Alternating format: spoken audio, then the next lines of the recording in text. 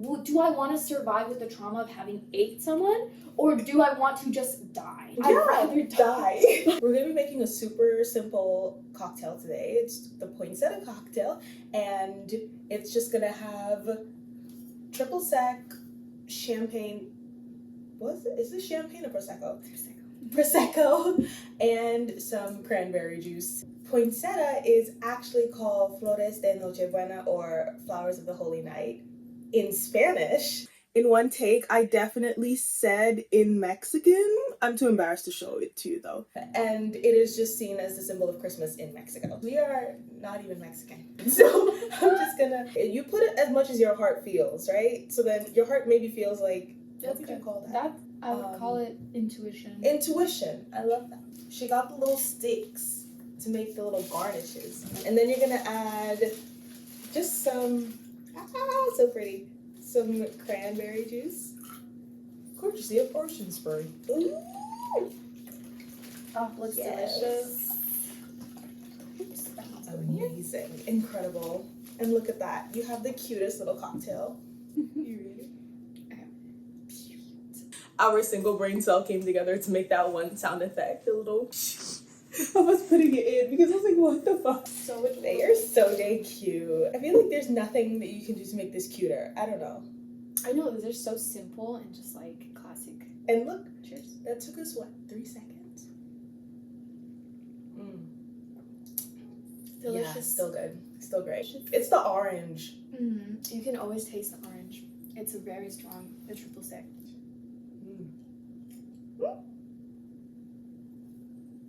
Can you tell I was disassociating? I feel like you can easily forget that it is alcohol. For me, at least. Because it tastes like seltzer. It tastes like a flavored seltzer. It tastes like a flavored seltzer. It's the cutest thing. I think that's because Prosecco doesn't have a strong, nasty taste to it. Mm-hmm. Like some champagnes do. Some champagnes taste like... So when my parents used to cook, they use this thing called browning. I think it's known as molasses, maybe. Oh, yeah. Molasses. I think browning is just something that we say in the Caribbean. Some champagnes have the same exact smell as molasses, which is burnt sugar, and I don't love that. I drink it or I smell it, and I automatically think of that, and I'm like... What does your family use it for? No. We use it to color food, like chicken. Ooh. So that's why when so good. So if you ever see stewed chicken or something, it's typically a darker color, and that's because of the molasses. It doesn't change the flavor of the food in any way. It just gives it color. Really? Adding sugar though, because it's like a burnt sugar. Yeah, it doesn't change the flavor of the food.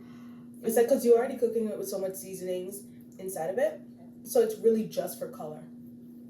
That's why my parents call it browning, because it just makes the food brown. I love that. I'm gonna try it. I have a lot of different syrups at home, vanilla syrups and I don't think you're gonna put syrup in your chicken. You know what? You're not actually gonna do that because it's not the same. Now I'm about to have this girl throwing vanilla syrup in her chicken. I'm gonna have no parts of that. Trader Joe's has this vanilla bourbon thing. It's like a syrup. They also have a thick, I don't know what to call it. It's like a thickness thing, and you put it in the bottom of your drink. Oh my god! And people use it for coffees and drinks. Oh, even though I'm not a coffee person, I just want to make coffee flavored things. Yes, I have really good coffee. We should do. Oh, we're doing an episode espresso martini themed. Oh, I've decided. Yes. Oh, can we dress in all chocolate brown, beautiful, creamy colors? Yes. I've already got stuff in my cart. Okay. I'm not lying. I was going to show you after this. Because we're also doing a martini themed, and then we're doing, and there's things you can get online where there are these little plates and stuff, and they have little green martinis on them. That would be so cute. I actually hate martinis. I like lychee martinis. Not regular martini. Dirty martinis. We will do it for the plot, but oh my god, I hate that. And I love olives, but they put olive juice in it and drink. The dirty one, right? Yeah. Yes. Honestly, I'm insane. I just take it straight, and I'm make sure it's cold AF. That's the only way I can drink. The first time I ever had a real martini, an olive martini, was at Hooters in Midtown Manhattan. I was like, this is the most disgusting drink I've ever had. I thought it was so cool because I remember people ordering it on like Sex and the City or something. Yeah, they were going through a lot of stuff. Or like a Manhattan. Manhattans are disgusting too. It's just straight gin, if I'm not mistaken. It's gin and... Maybe if I had a Manhattan again, I would like it. Maybe. We're going to Reddit.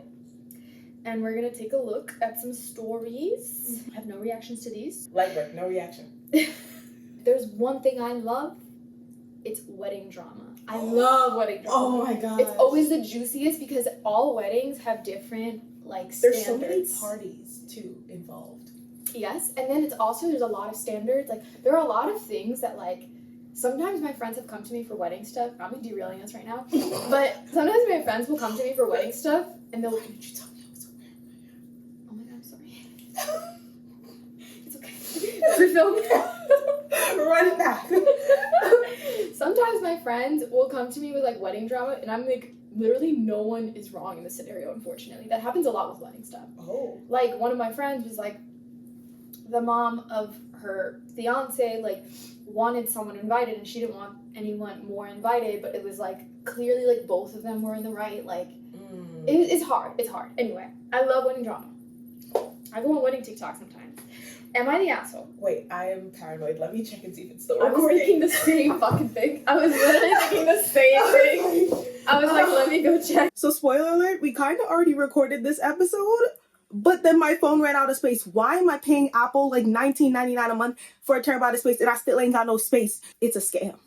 We're literally like quite literally gonna have PTSD recording every single time, which is why we're gonna switch to the Osmo once I figure it out. Am I the asshole for refusing to give my sister the wedding dress I paid for?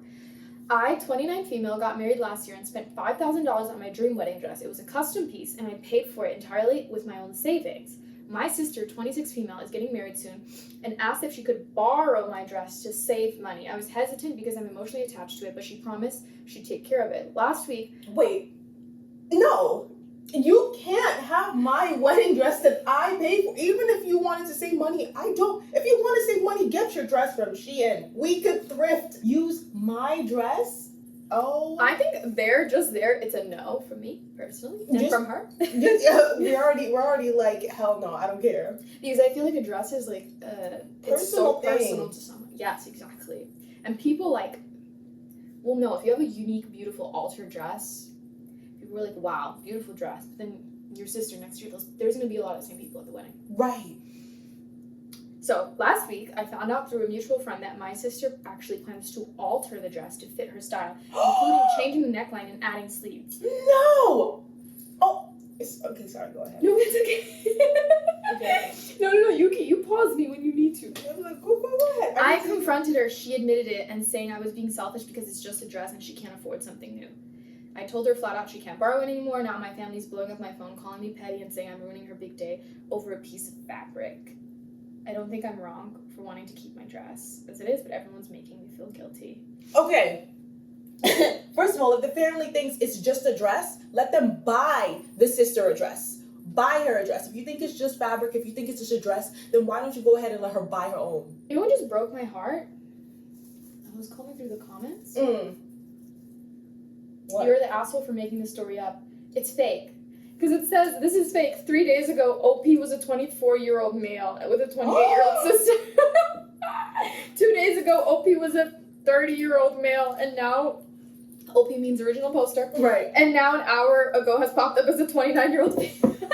So it's a page on Reddit that's you know what? It's a shared account. It's a shared account. We've all got logins. Matter of fact, I made a post last week. I love when people wear white to weddings. I think that shit's crazy. Mm-hmm. It's so crazy. There are so many good like viral stories about people wearing white to weddings and stuff. They're like, it's not white, it's cream. Am I the asshole for not letting my brother's girlfriend stay in my guest room after she made a scene at dinner? Ooh. I, 30 female, live in a nice 2-bedroom apartment in the city. One of my bedrooms in a guest room, and my family often uses it for when they come to visit. I'm close with my brother, Alex, 27 male, and he recently started dating a woman, Jenna, 26 female. This weekend, Alex asked if he and Jenna could stay with me while they visited in the city. I said yes, of course, because I wanted to meet her, and Alex has always been respectful of my home. Things started off fine, but at dinner on the first night, Jenna made things awkward. We were eating at a nice Italian restaurant, and while we were waiting for our food, Jenna started talking about how people who rent instead of owning homes are financially irresponsible. I laughed it off at first, thinking it was a joke, but she doubled down, saying it was basically throwing money away every month. I calmly told her that I rent because I value the flexibility it gives me, blah, blah, blah. She said, well, maybe if you stop spending so much money on eating out, you'd be able to afford a down payment. Wow, that's crazy. Her home. I would have sent her home immediately. Alex, her brother, looked mortified and told her to drop it, but she wouldn't. She went on to say that people like me are a part of the reason that the economy is so messed up because we don't prioritize homeownership. The rest of the dinner was tense, but when she got back to my apartment, I told Alice privately that I didn't feel comfortable having Jenna stay in my home anymore. She tried to apologize on her behalf, but I stood firm. I told him he was welcome to stay, but Jenna could find another place. She overheard and got upset, accusing me of being overly sensitive and dramatic. She said she didn't mean anything by her comment. And that I was taking things too personally. Alex ended up leaving with her, and now he's upset with me, saying I overreacted and put him in an awkward position. First of all, that's just a girlfriend. She could go. If it's not, I feel like most things are pretty, not to say they're black and white, but obviously she was in the wrong. Obviously, undeniably, girlfriend was in the wrong. How are you gonna be staying at someone's place and just insult them? Basically, you're not even insulting the place, you're insulting your life choices. And you're gonna be like, making judgments on them. Exactly. My unpopular opinion is that I probably wouldn't have kicked her out. I would have let her stay and never let her come again. Oh, that's because you're trying to be nice. You don't want to have an awkward situation. Yeah, exactly. It's a little avoidant. So whatever. You know what else is more temporary than my apartment? A hotel down the block. $200 a night, so you can go ahead and try that. Yeah, no, she was going. I don't care. What if we go into enemy territory with the next one? It's the Reddit called Ask Men Advice. Oh. This is not for us. Men asking other men for advice is crazy. I feel like that is like literally gasoline on a fire. It's called, Should I Split with My Wife? My wife and I have been married for over 9 years.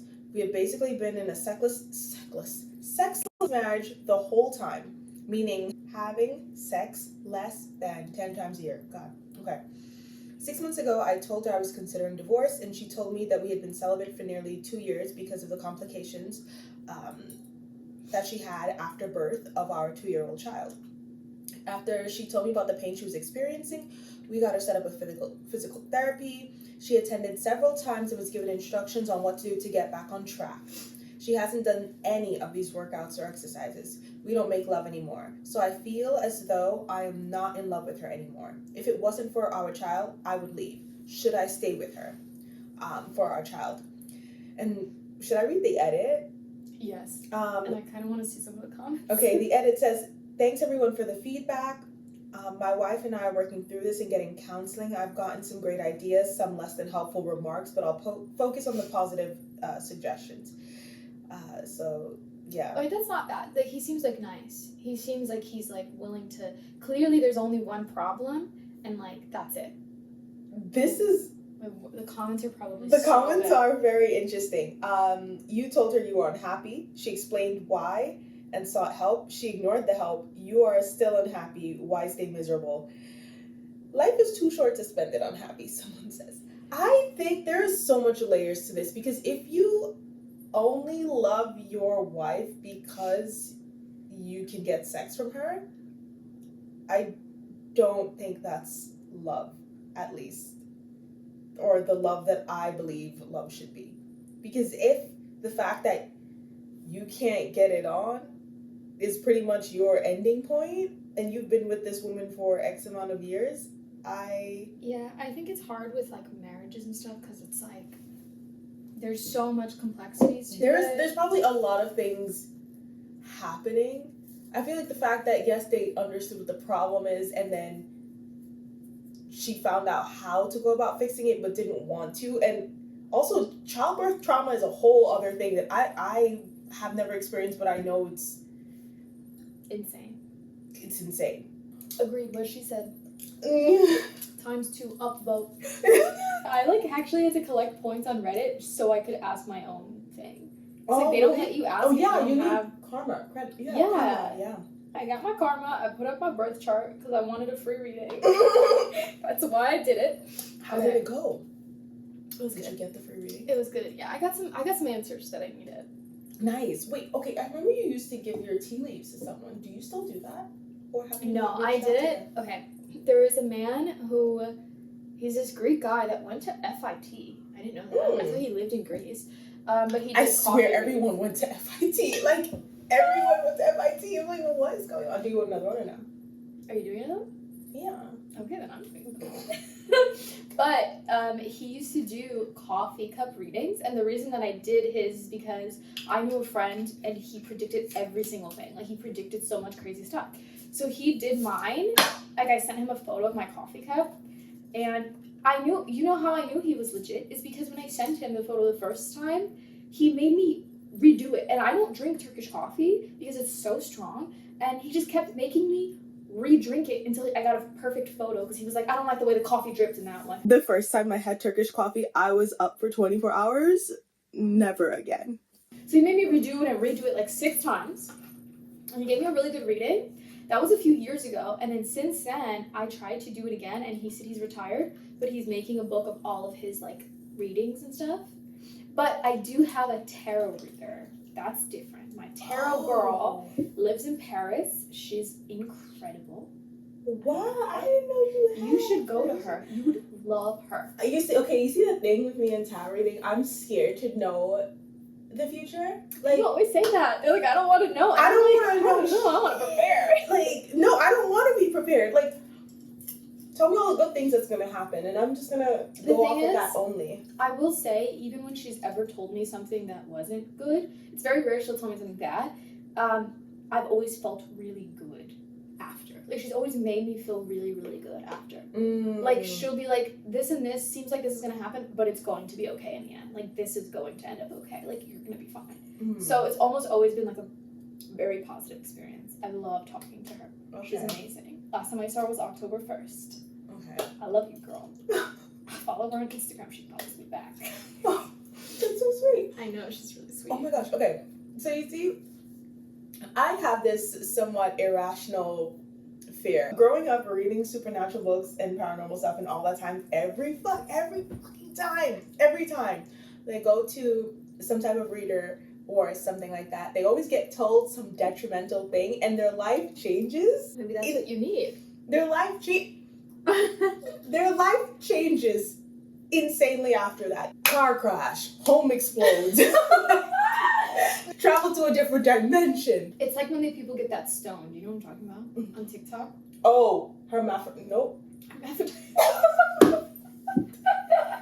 I'm about to get deleted. To be so close, yet so far. No. You're close. Let me find out. I was about to be like, Aphrodite, nope. Stone on TikTok that changes your life. Hold on. Moldavite. You were close. That was really good. Moldavite. I've been making a joke that one of my friends got Moldavite. Like, someone threw that shit in her luggage or something, because everything's happening at the same time. Oh but it's God. clear that it's things that needed to happen, that were gonna happen, but they were gonna happen over too slow of a pace, and it's all happening at once. Like, in like a 1 month period, like 20 things are happening. Oh. And I was That's like, you got Moldavite. That's clearly what happened. Like, somebody put that shit in your Because luggage. almost every time someone gets Moldavite, someone dies. It's really weird, like, death happens. But every time I walk by Union Square, they have the Moldavite outside. Like, they're literally, like, real Moldavite, and they're big signs, and I'm always like, never touching that. I'm like, do I need that right now? No. You're right, I don't. Absolutely not. No, thank you. Yeah, so I believe that my life will completely and dramatically change, and probably not I'll end up not bathing for like 18 days because I'm traveling on the road in a mystical land. Do you see? Like, these are the things that I think about. Have you seen that TikTok of that girl that's like, Mom, text me, what are you doing? Me in Papua New Guinea. And it's like a photo of like someone they're like cooking food on this guy's head. Oh. But it's like part of their culture. I don't know. But Papua New Guinea is also where all of the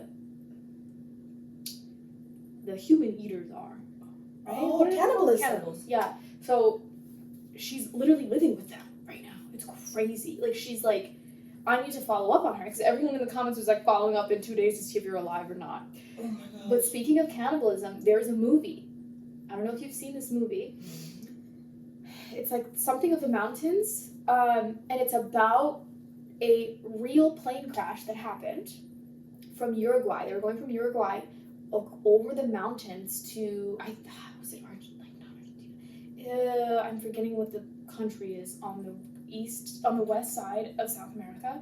And so they're going over the mountains and they crash in the mountains. Mm-hmm. And it's like a plane of like 25 men from a soccer team, and then like some of the family members. So there's some woman there, or whatever.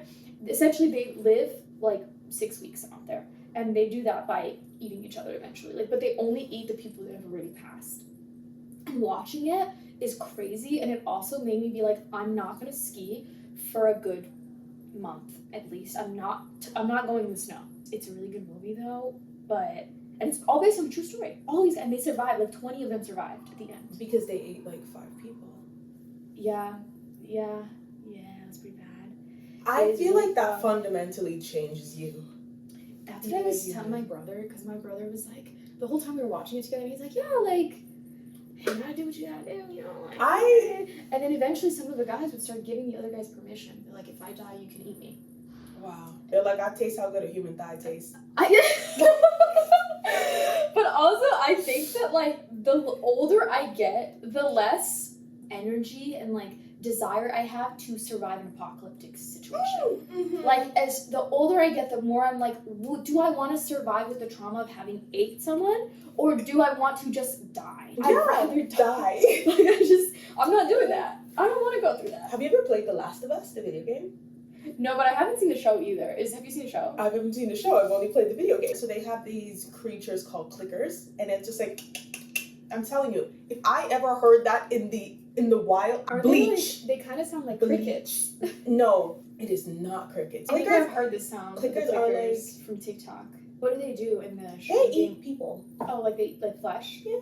Nice. They try to kill you. So you know, I'm just like no, thank you. I don't have that strong of a will to live. Like, I'll reincarnate and I'll be a baddie in my next life. I'm sorry. Like, this one got cut short. Oh well. You will reincarnate. We're both reincarnating. This is exactly. I think we're at the end of our lives. If I'm gonna be honest.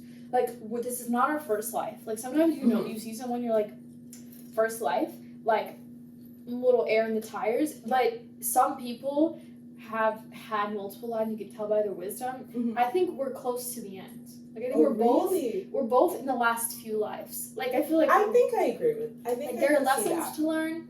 They're being learned. Yeah, I can see that. I do believe that I've lived a few lives before this one. I think I'm like well on my way. I think you have too. But also, I will never forget this. When I was a kid, God, this is like actually, you know, when like they put you in a therapy room and they're like, what do you remember from your childhood? I remember nothing, but I remember this moment. My dad and my family, they loved watching like end of the world movies, and I hated them. I still, to this day, cannot watch any. Yeah. Like, I will avoid anything like it. Like, even Divergent's a little bit too much for me. Like, I only watch it for Theo James. That's my favorite white boy. I know. It is my favorite white boy. I think we watched like The Day After Tomorrow. That one was bad, yeah. I think they're in New York, and then they like all compile and they're trying to survive. Mm-hmm. And I turned to my dad. I was young. I was like 11 years old. I turned to my dad and I'm like, what would you do if we were in this situation? Like, what would you do? I want to know what your plan is. Set it up. I want to know. And then he's like, we would die with everyone. What do you mean? He was like, why would we want to survive this? We just die. And I cannot tell you how shook. Like, there are so many times where I go to bed at night and this memory pops up in my brain, and I think it's like shaped who I am as a person, because now I'm like, no, you don't want to survive this. He was so right. Like, in that moment, I was crushed. Because I was like, what do you mean? We're not going to be surviving off of canned goods for 2 years and thinking about how we're going to restart society. He's like, no. I'd be 20 feet on the ground, actually. Anyway. And then that's when I learned my dad was not a fighter. No, he's not. It's like, I'm not a survivor. I am going to give up. I will stop and I will not work harder. You know what? I also got traumatized by an end of world movie. Independence Day, I believe, starring Will Smith. I think did it have Will Smith, or am I making it up? I'm pretty sure it's called Independence Day. Either way, there was a point in the movie where like things were blowing up in the sky, and when I tell you, I don't know how old I was, but I could not look up into the night sky for months. Anytime I was walking on the street with my mom, my head was down. Oh, Head that's down. so sad. Look I'm at the night picturing you sky. as a little kid just being like... Literally just walking like this. Wait, did you go to Kmart a lot as a kid? I think so. Do you remember the story that happened of like some kid who was kidnapped at Kmart?